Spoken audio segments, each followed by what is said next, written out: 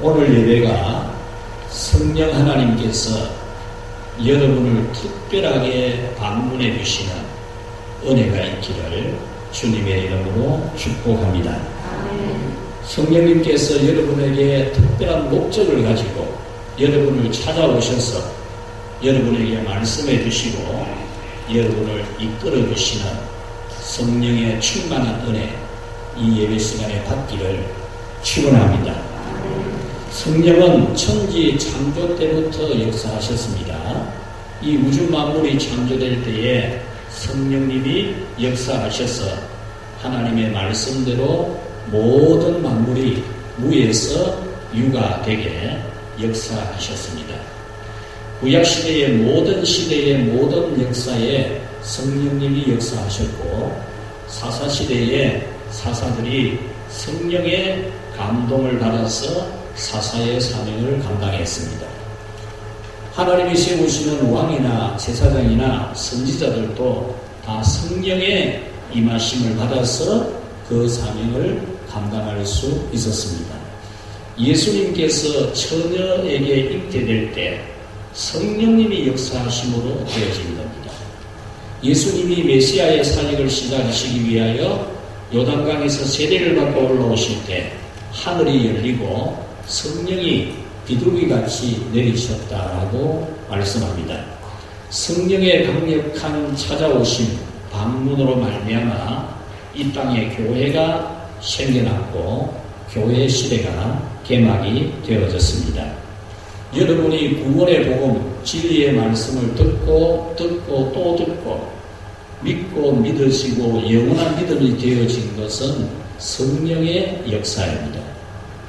여러분들이 하나님을 예배하고 하나님을 섬기는 봉사자가 되는 것도 성령이 여러분에게 역사하시는 특별한 은혜입니다. 우리 모두 성령의 충만한 은혜를 더욱더 받게 되기를 축원합니다. 오늘 성경 말씀은 성령님이 특별하게 방문을 하셨다라는 말씀입니다. 성령님이 특별한 목적을 가지고 특별히 방문을 하셨다라는 말씀입니다. 그래서 오늘은 여러분 모두에게 성령 하나님이 각각 특별한 목적을 가지고 여러분을 방문하시고 여러분에게 은혜 주시기를 바라면서 말씀을 전하려고 합니다. 첫째로 성령의 이 특별한 방문은 특별한 삶을 살게 하기 위해서입니다. 우리에게 성령님이 특별히 방문을 하시는 목적은 우리가 특별하게 살도록 하기 위해서라는 겁니다. 1절 말씀에 보면은 주 여호와의 영이 내게 내리셨으니 이는 여호와께서 내게 기름을 부어사라고 말씀을 하고 있습니다. 이 말씀의 앞과 뒤는 설명을 덧붙여주는 이해를 시키는 말씀입니다. 주 여호와의 영이 내게 내리셨다. 이 말씀은 성령님이 내게 특별히 방문을 하셨다. 그 말입니다. 성령님이 왜 내게 특별히 방문을 하신 거냐? 그것은 여호와께서 내게 기름을 부으신 행위다. 그런 뜻이지요. 이 기름을 붓는다의 의미는 특별한 일을 맡기기 위해서, 특별한 삶을 살도록 하기 위해서 특별한 직무를 맡기는 행위입니다. 구약시대의 왕을 세우거나 선지자와 제사장을 세울 때에 외적인 행위로 기름을 머리에 부었습니다. 내적으로는 성령님이 하나님이 왕과 제사장과 선지자로 세우셨다는 부르심, 소명을 확신하게 하는 성령의 역사가 있는가 하면 외적으로는 기름을 부어서 하나님이 이를 왕으로 선지자로 제사장으로 세우셨다라는 표시를 하였습니다. 그러므로 기름을 붓는 이것은 특별한 삶을 사는 사람이 되도록 직분을 주는 행위입니다. 6절 말씀에 오직 너희는 여호와의 제사장이라 일컬음을 받을 것이라. 사람들이 너희를 우리 하나님의 봉사자라 할 것이며 라고 말씀합니다. 이 말씀은 하나님께서 우리에게 예배 드리는 직무, 예배를 드리는 직무를 맡은 제사장이 되게 하셨다는 것이고 하나님의 여러 가지 일들에 봉사하는 봉사자로 세우셨다. 그런 뜻입니다. 이것이 바로 성령이 특별하게 우리를 찾아오신, 특별하게 우리에게 방문해 주신 목적이라는 말씀입니다. 여러분은 이 특별한 삶을 어떻게 생각하십니까? 성령님께서 여러분들에게 오늘 특별히 방문을 해가지고 여러분에게 특별한 삶을 맡기시는 것에 대해서 하나님을 예배하고 하나님에게 봉사하는 사람이 되게 하는 것에 대해서 여러분은 어떻게 받아들이고 있으십니까? 주일마다 성전에 와서 하나님을 예배하는 것, 하나님을 예배하며 살아가는 것을 여러분은 어떻게 생각하십니까? 새벽마다 성전에 올라와서 기도하며 사는 것을 여러분은 어떻게 생각을 하십니까? 하나님의 집에 봉사자가 되어서 교회의 모든 일에 봉사하며 사는 것을 어떻게 여기십니까? 목사와 장로로, 집사와 권사로, 교사와 찬양대원으로 여러 가지 각각 맡은 직분 받은 것 여러분은 어떻게 여기십니까? 여러분은 이런 삶을 허무하며 감사하며 살아가는 믿음이 되시기를 축원합니다. 이것은 너무나 존귀한 삶입니다. 베드로전서 2장 9절에서 너희는 택하신 족속이요 선택받은 사람들이다 그 말입니다. 하나님을 예배하는 사람들로 주일만 되면은 하나님의 집에 올라와서 하나님께 예배하고 하나님께 봉사하는 사람들로 특별히 선택된 사람들이다 그 말입니다. 왕 같은 제사장이라는 말은 하나님 앞에 예배하는 사람을 제사장이라 하는데 그 제사장은 왕과 같은 존귀한 자라는 말씀입니다. 거룩한 나라라고 하는 것은 하나님의 거룩한 나라의 백성이 되게 된 것을 말씀하는 겁니다. 이것은 특별한 복을 받은 것이라는 말씀입니다. 여러분은 이 복을 특별한 복으로 알고 주일마다 성전에 올라오는 그 삶, 모든 주의 일들에 봉사하는 삶을 사랑하고 좋아하고 기뻐하는 그런 성령이 찾아온 사람들이 되기를 바랍니다. 여러분은 이 사실을 그렇게 좋아하지 않을 수도 있습니다. 주일마다 성경 찬송을 들고 교회로 오는 것, 몸과 마음과 물질을 다하여서 하나님을 섬기는 것을 그렇게 좋게 생각하지 않을 수도 있습니다. 차라리 얽매이지 않는 자유, 내가 교회 오는 것도 내가 오고 싶을 때 오고 내가 시간 될 때 하고 놀러가고 쉬고 맛있는 거 먹고 돈 많이 버리는 것이 더 좋다고 생각할 수도 있습니다. 그러나 사람의 본분을 안다면 사람이 뭐냐, 인생이 뭐냐를 아는 사람이라면, 그리고 하나님의 공의로운 심판과 복을 아는 사람이라면 이보다 더 복된 삶이 없다는 겁니다. 시편 90편은 전무후무한 리더십을 가졌던 모세의 기도문입니다. 성령의 감동으로 그는 이런 기도를 합니다. 3절에서 주께서 사람을 뒷걸로 돌아가게 하시고 말씀하시기를 너희 인생은 돌아가라 하셨느니라 라고 말씀합니다. 여기서 뒷거리라는 말은 흙이라는 말이고 먼지라는 말입니다. 우리 인생이 뭐냐? 전무후무한 지도력을 지녔던 심적인 카리스마가 나타났던 모세가 성령의 감동으로 고백한 말은 너희는 뒷거리니 뒷걸로 돌아가라. 하나님이 그렇게 말씀했다 그 말입니다. 흙으로 지어진 인생, 먼지 같은 인생, 먼지로 돌아가라. 이 세상을 떠나라고 말씀하셨다는 겁니다. 여러분 중에 이 말씀을 부정하고 부인하고 거부하고 반대하는 사람이 누가 있습니까? 이것이 인생입니다. 4절에서는 이렇게 기도했습니다. 주의 목전에서 천년이 지나간 어제 같으며 밤의 한순간 같을 뿐입니다. 주님의 눈앞에서 우리 인간이 천년이라고 하는 이 천년의 세월도 지나간 어제 하루 같은, 하나님의 눈에는 우리 인간의 천년의 세월이 그냥 한밤의 경점 지나가는 것과 같다는 겁니다. 이것이 인생이라는 겁니다. 10절에서는 우리의 연수가 70이요 강건함의 80일지라도 그 연수의 자랑은 수고와 슬픔뿐이요 신속기간이 날아가나이다 라고 했습니다. 우리 인생이 70을 살고 80을 살아도 그 연수의 자랑은 뭐냐? 우리가 인생의 끝에 서서 우리 인생을 뒤돌아보았을 때 우리가 하나님 안에 있는 사람이 아니라면은, 하나님이 특별히 방문해가지고 특별하게 살도록 한 사람이 아니라면은 인생이 뭐겠습니까? 인생이 무상한 거죠. 아무것도 아닌 거죠.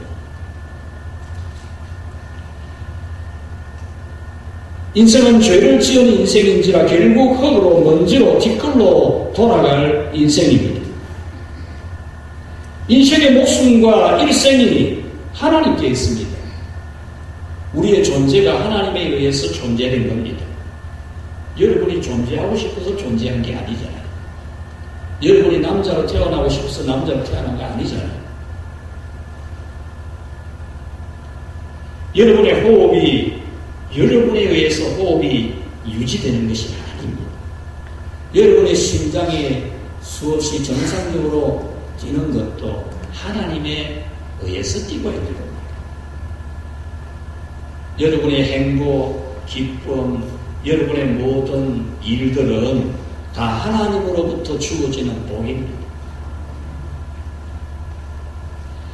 여러분의 직업도 건강도 가정도 하나님이 주신 은총에 불과합니다. 인생의 시간이 밤의 한순간같이 짧습니다. 여러분, 이것을 인정하지 않는 것은 자신이 인간이라는 사실을 깜빡하고 있을 뿐입니다. 내가 인생이다라는 사실을 망각하고 있다는 겁니다. 요즘 우리 사회는 더 편안, 더 자유, 더 부유를 추구합니다. 더 자유롭게, 더 편안하게, 더 행복하게 그렇게 추구하고, 그리스도인들조차도 그 세상의 구호에 세뇌가 되었습니다. 그래서 그리스도인들도 더 자유, 더 편안, 더 행복, 이것을 외치고 있어요. 이것은 분명히 인간의 위치를 깜빡 망각하고 있는 겁니다. 자기가 자기 마음대로 하는 하나님의 자리에 올라앉아가지고 있는 겁니다. 내 인생 내가 산다. 내 인생 내 하고 싶은 대로 한다. 내 시간 내 마음대로 한다. 그것은 바로 하나님의 자리, 하나님의 주권을 그 자리에 자기가 올라앉아 있는 아주 오만한 하나님 앞에 무서운 심판을 초래하는 죄를 짓는 겁니다. 너희는 흙이니 흙으로 돌아갈지니라 라는 말씀을 깨닫지 못하고 있는 무지일 뿐입니다. 여러분, 꽃다운 나이입니까? 어느 정도 삶을 성취한 안정된 삶이십니까? 그 다음은 무엇이 되겠습니까? 그 다음은 노화되고 모든 것을 두고 가야 됩니다. 그 마지막 길은 한 줌의 재가 되고 흙이 됩니다. 여러분, 사람의 죽음을 불로 태우는 화장의 장면을 보셨습니까? 그 화장을 다 끝내고 나온 남아있는 유골 혹시 본 적이 있습니까? 그것이 70이요 80을 산 인간의 결실입니다. 더 자유, 더 행복, 더 편함을 추구했던 80년의 결실, 열매가 그것입니다. 그 외에 무엇이 되었습니까?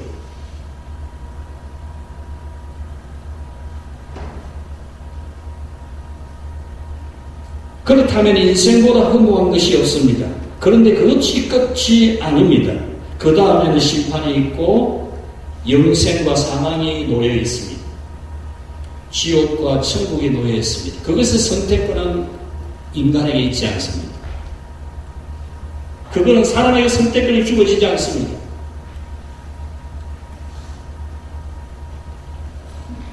여러분, 우리에게 성령이 특별히 찾아오신 것은 우리가 특별한 삶을 사는 존귀한 자가 되게 하기 위함입니다. 성령 받아서 주일을 가장 좋아하는 사람이 되고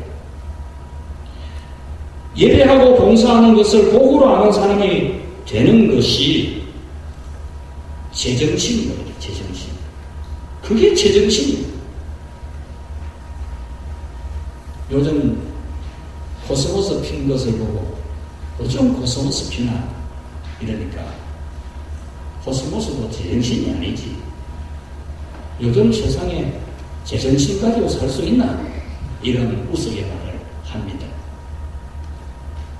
여러분, 성령을 받아서 주일을 가장 소중하게 알고 성경 찬송 들고 교회 오는 것을 가장 자랑스럽게 여기나 내 인생에 가장 좋은 멋진 프라이버시로 여기나 이게 제정신. 이게 아니고 다른 것이 좋다. 제정신이 아닌 것.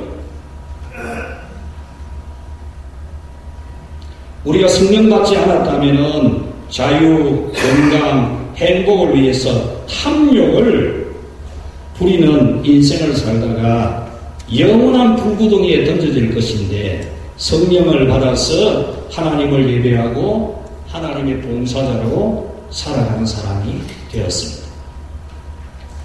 그리고 우리가 이런 특별한 삶을 살아가면 영원한 복이 있음같이 땅에서도 존귀하게 되는 복을 받습니다. 6절 말씀에 오직 너희는 여호와의 제사장이라 일컬음을 받을 것이니라 사람들이 너희를 우리 하나님의 봉사자라 할 것이며 여러분들은 여기까지는 별로 흥미를 못 느낄 수 있습니다. 여호와의 제사장이라 일컬음을 받는 것, 하나님의 봉사자라고 불러지는 것 괜히 부담이 되고 마음이 별로 흥미롭지 못할 수 있습니다. 그러나 그 다음에 말씀을 한번 볼까요? 너희가 이방 나라의 재물을 먹을 것이며 그들의 영광을 얻어 자랑할 것이니라. 그거는 아멘 할 겁니다. 아멘. 여러분 이렇게 쉽게 될 수 있겠지만 실제적으로는 앞이 더 좋은 겁니다. 앞이 훨씬 영원한 것이고 귀한 것입니다. 여러분은 성령이 여러분을 특별히 찾아오시는 은혜를 받게 되기를 바랍니다. 그래서 주일마다 성경 찬송 들고 교회로 모이는 예배하고 봉사하는 삶을 살게 하시는 하나님 백성으로 살아서 이 세상에서도 가장 보람되고 저 세상에서도 가장 복된 우리 널푸른 교회 모든 성도들이 되시기를 주님의 이름으로 축원합니다. 두 번째로 성령의 특별한 방문은 축복을 선포해주는 삶을 살게 하기 위해서라는 겁니다. 왜 성령님이 우리에게 특별히 방문을 하시는가? 왜 특별한 목적을 가지고 방문하시는가? 그것은 우리가 가난한 자에게 아름다운 소식을 전파하게 하려 함이라. 1절에 주 여호와의 영이 내게 내리셨으니 이는 여호와께서 내게 기름을 부어사 가난한 자에게 아름다운 소식을 전하게 하려 하심이라고 했습니다. 여기서 가난한 자라는 이 원문의 뜻은 겸비한 자라는 말입니다. 마음이 겸비한 자, 제정신인 사람이라는 말이죠. 정신이 제정신인 사람을 말해요. 어떻게 제정신이 되었느냐? 마음이 상한 자, 포로된 자, 갇힌 자, 모든 슬픈 자, 근심하는 자가 되면서 제정신이 된 겁니다. 제정신. 마태복음 5장 3절에서 예수님은 심령이 가난한 자는 복이 있나니 천국이 저희 것이라 그랬습니다. 여기서 심령이 가난하다는 것은 슬픔을 당하고 근심을 만나면서 또 포로되고 갇히고 마음이 상해지면서 하나님을 절대적으로 필요로 하는 사람, 하나님 없으면 못 살겠다, 하나님이 꼭 있어야 되겠다, 그 마음을 가진 것을 겸비한 자가 그렇게 말하는 겁니다. 여러분이 바로 그런 겸비한 자가 되시기를 축복합니다. 예를 들자면 죄의 심판을 받아 멸망한 이스라엘은 포로로 끌려가서 바빌론에서 70년 동안 종살이 합니다. 그것이 바로 가난한 자입니다. 그들은 그곳에서 그토록 고생하면서 마음이 겸비해집니다. 여호와를 찾습니다. 하나님의 은혜를 갈망하는 사람이 됩니다. 이런 사람들에게 성령이 특별히 방문한 이사야 선지자는 하나님이 당신들을 해방시켜 줄 것입니다. 하나님은 당신들을 구원해 주실 것입니다. 이렇게 전하고 전해주게 하신 겁니다. 또 하나의 예를 들자면 바벨론에서 1차적으로 귀환한 사람들이 있습니다. 바벨론에서 해방에 대해서 1차적으로 예루살렘으로 돌아온 사람들이 있습니다. 그러나 그 예루살렘은 70년 동안 황폐해져 있습니다. 성이 무너져 있고 집들이 다 허물어졌습니다. 70년 동안 방치되면서 그곳에는 짐승들이 왔다 갔다 하는 짐승들의 거처가 되었습니다. 온 성읍 안에 온갖 나무와 풀이 우거져 있습니다. 사람 살 곳이 아닙니다. 그곳에 돌아온 그 백성들은 탄식합니다. 절망합니다. 웁니다. 낙담합니다. 어떻게 살까? 어떻게 살아가야 되나? 그런 사람들에게 이사야 선지자, 성령님의 특별한 방문을 받은 이사야 선지자는 하나님께서 여러분을 옛 영화를 회복시킬 겁니다. 예루살렘의 영광을 다시 재건하게 될 것입니다. 하나님의 복된 소식을 전파해주는 사람이 된 겁니다. 우리에게 적용을 해보자면 지금 너무나 무서운 죄악의 물결이 밀려드는 것을 느끼는 청소년들, 우리 어린이들, 이들이 바로 지금 마음이 겸비해질 수밖에 없습니다. 온갖 세상의 죄악 물결이 이미 바다를 덮은 물결처럼 우리 주변을 덮고 있는 이 가운데서 아우성칠 수밖에 없는, 어쩌면 이 세상에 독침을 맞아서 죽어가고 있는 그런 우리의 어린 자녀들, 청소년들, 이들에게 성령님이 특별히 방문을 받은 우리가 그들에게 하나님의 치유와 회복과 은총을 전해주는 그 일을 우리에게 맡기시다. 하루하루 살아가기가 매우 힘든 사람들, 요즘 젊은이들을 비롯해서 왜 아우성이 심합니까? 처음에는 그래 하면 잘 됐더라고 했는데 쏘갔다 싶으니까 불만을 표출합니다. 모든 불만에 한마디 말은 뭐겠습니까? 살도록 해다오, 살도록. 살고 싶다, 그 말 아닙니까? 못 살겠다, 좀 살도록 해달라. 왜 나를 못 살게 하냐?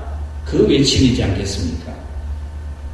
그렇게 이 삶이 버거운 사람들에게 하나님의 치유와 회복을 전파해주고 선포해주는 그 일을 위해서 성령님이 우리를 특별하게 방문을 하셨다는 겁니다.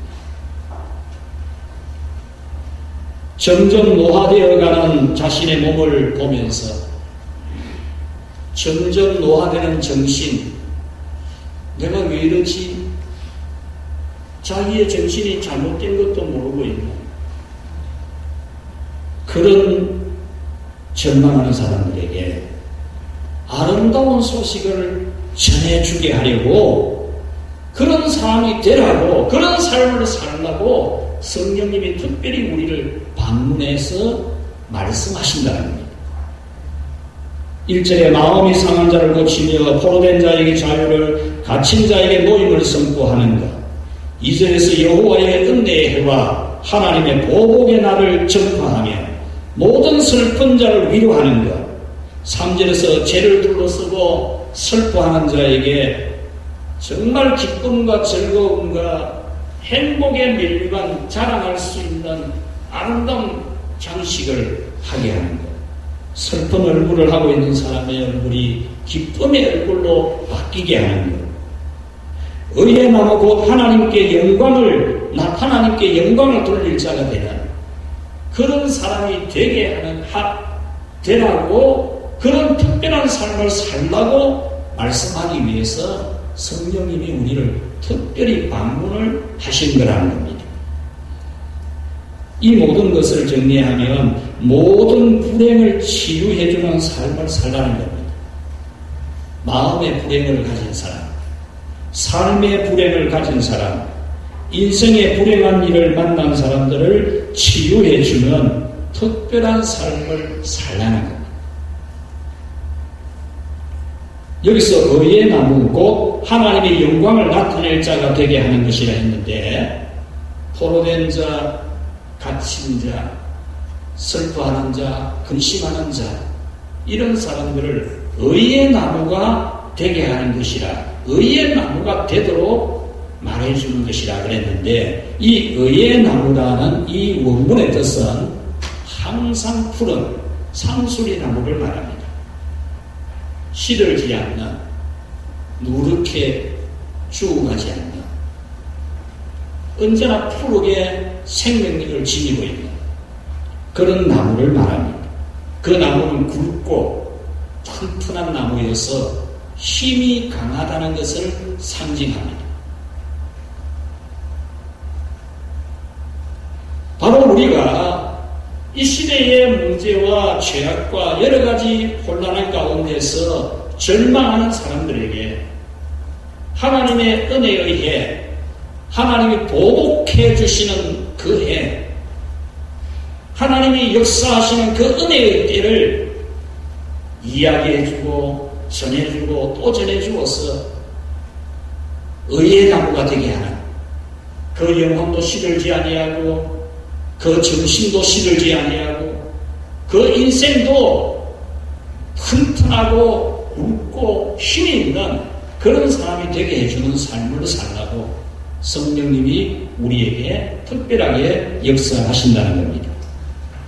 여기서 의의 나무를 할 때에는 한때는 죄에 넘어졌지만 이스라엘이 한때는 죄에 넘어졌지만 우리도 죄에 넘어진 적이 있지만 하나님의 사랑과 주 예수님의 은혜로 다 용서받되 영원히 용서받은 것.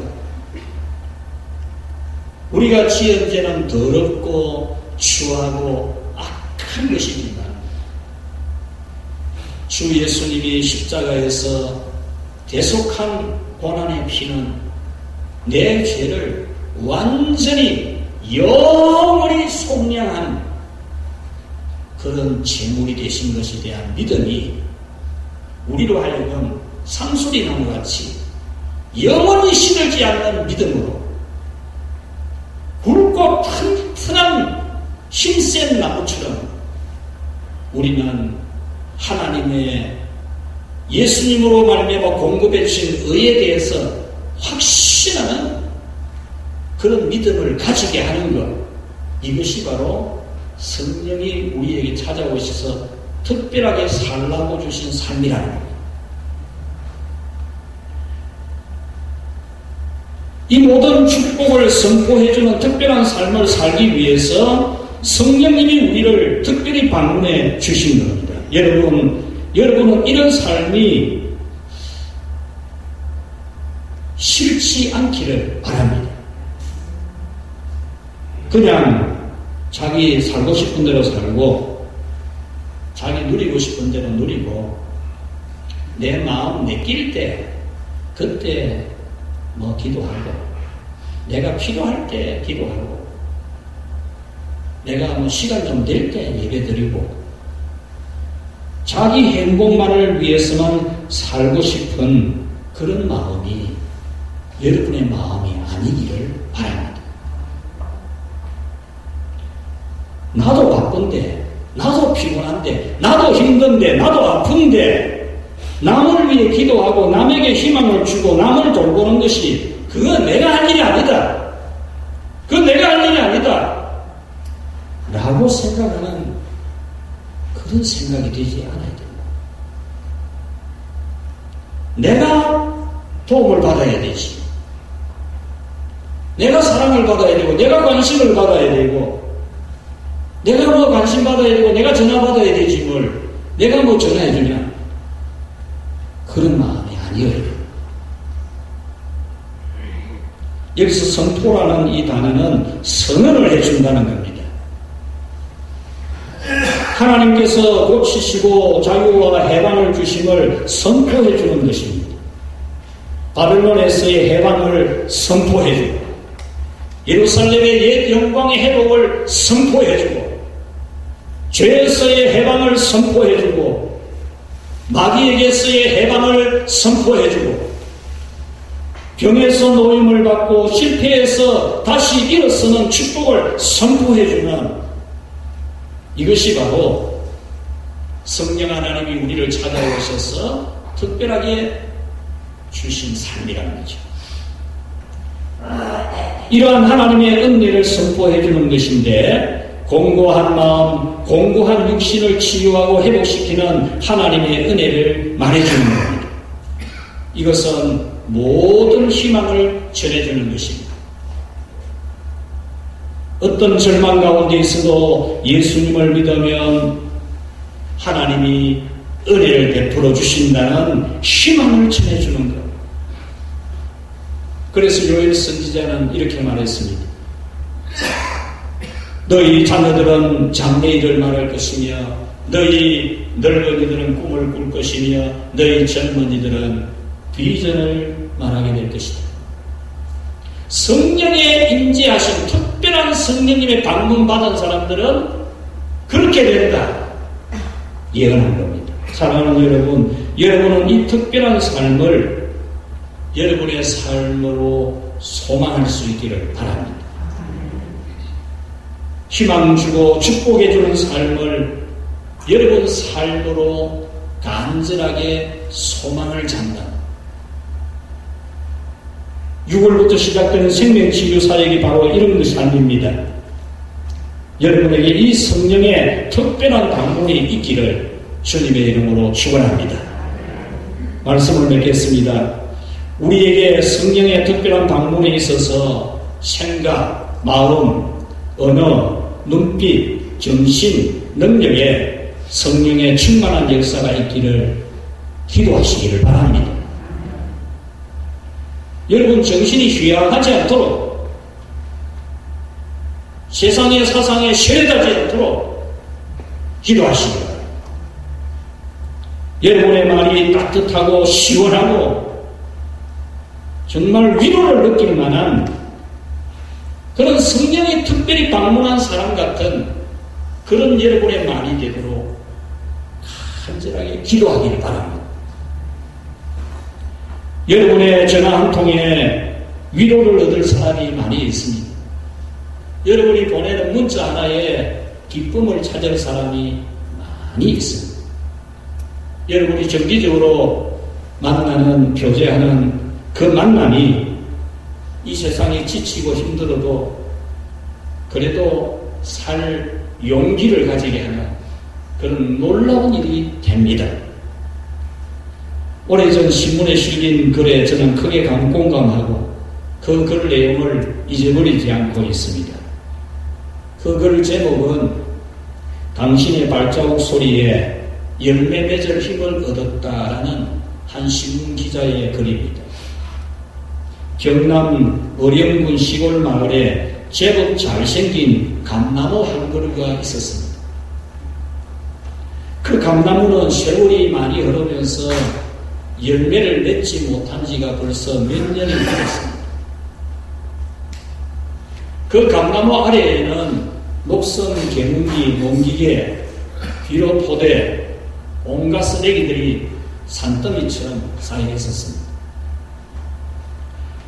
그 감나무를 본 신문기자가 그 나무 신문수가 유난히도 품위가 있다는 것을 느꼈습니다. 감나무인데 아주 품위가 있어 보이는 거예요. 그래서 이 기자가 주말이 되면은 그곳에 가서 녹슨 농기계도 다 치우고 비료포대 쓰레기도 다 치우고 깨끗이 정리정돈을 했습니다. 그리고 주말마다 항상 그곳에 내려가서 책도 보고 글도 쓰고 어떤 주말에는 가족들을 데리고 가서 그 아래에서 재미나는 놀이도 하고 노래도 부르고 그렇게 지냈습니다.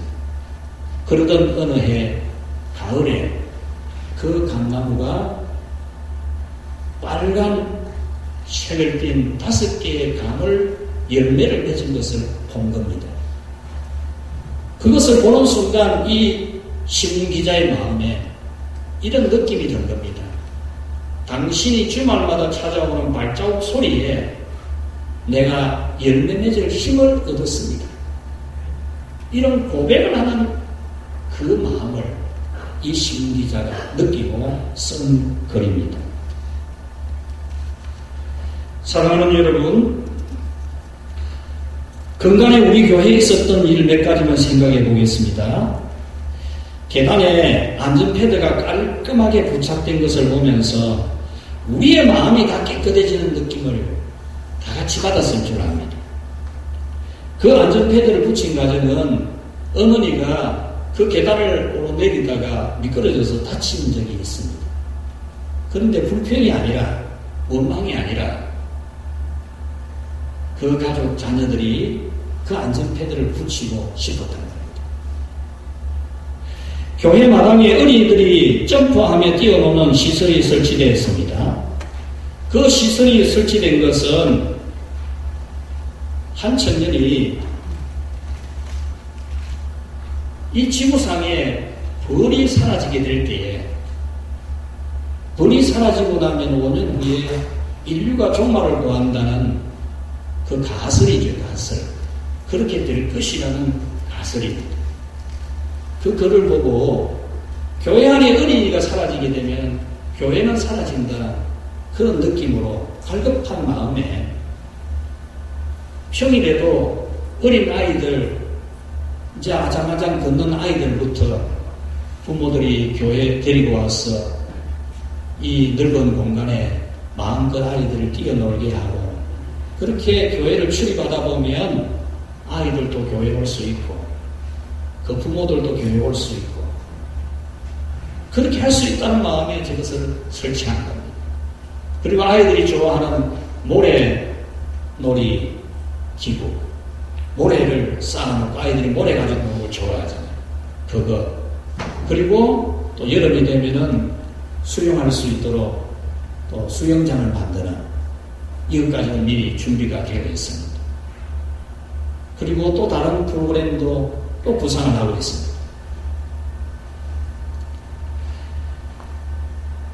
또한 교회에 새 성경 찬송이 비치가 되었습니다. 교회에 무엇인가 해놓고 싶은 마음이 있어서 우리 부목사님에게 무엇을 하면 좋을지 문의가 되어서 제게 문의가 되었는데 새로운 성경 찬송을 좀 비치하면 좋겠다 했을 때 기쁨으로 새 성경 찬송을 비치했습니다.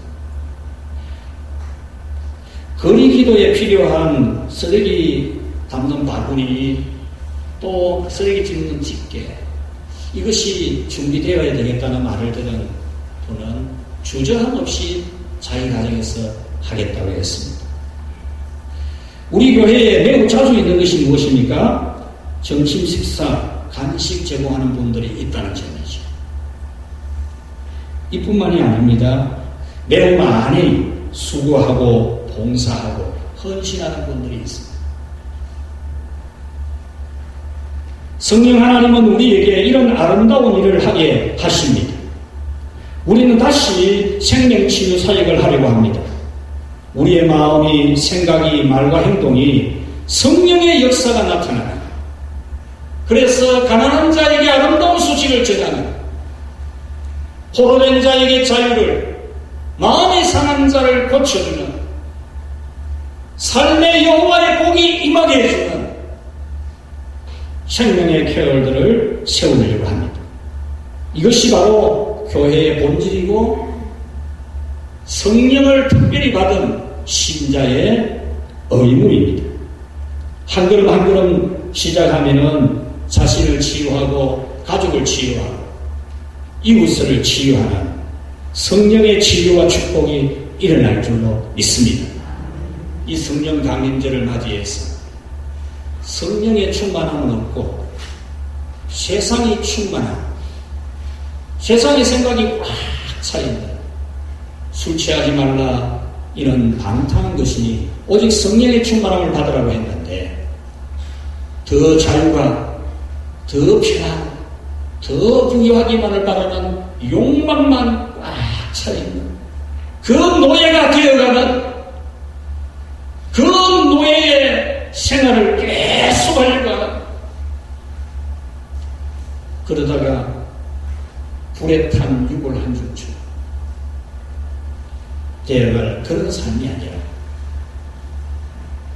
정말 하나님이 가장 기뻐하는 그 영광스러운 보람된 삶을 살아가고, 그리고 하나님 나라에서 영원한 상급을 만난 그런 우리 모두가 될 수 있도록 성령님의 특별한 방문을 간절하게 기도하는 우리 모두가 될 수 있기를 축복합니다.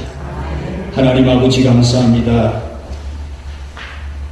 타락한 본성을 지닌 우리요, 마귀의 미혹과 유혹이 항상 있는 우리요, 세상의 부호가 우리에게 삶의 목표가 되고 목적이 되어버린 우리이지만, 성령 하나님께서 충만히 우리에게 특별한 목적을 가지고 방문해 주시고 우리를 깨우쳐 주시고 제정신을 차리게 하시고 우리의 삶의 방향을 발견하게 해주신 은혜를 감사합니다. 왕같은 제사장으로서 하나님을 예배하고 주의를 거룩히 지키는 영광스러운 삶을 영광스럽게 여기는 저희들이 다 되게 해 주옵소서. 하나님의 봉사자로 살아가는 것이 가장 자랑스러운 자존감이 되는 우리 모든 성도들이 되게 하여 주시옵소서. 세상을 본받으려고 하는 그 눈길이 사라지게 하시고 세상을 변화시키는 성령 충만한 저희들 되게 하여 주시옵소서. 예수님의 이름으로 기도하옵나이다. 아멘.